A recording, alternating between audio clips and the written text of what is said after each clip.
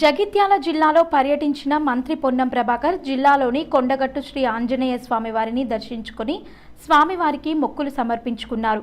మంత్రి పొన్నం ప్రభాకర్ ఈ కార్యక్రమంలో వారితో పాటు ఎమ్మెల్యేలు ఆది శ్రీనివాస్, కవ్వంపల్లి సత్యనారాయణ, మేడిపల్లి సత్యం తదితరులు స్వామివారిని దర్శించుకుని ప్రత్యేక పూజలు చేశారు. ఈ కార్యక్రమంలో స్థానిక కాంగ్రెస్ పార్టీ నాయకులు, కార్యకర్తలు, ఎమ్మెల్యేలు, స్థానిక ప్రజలు తదితరులు పాల్గొన్నారు.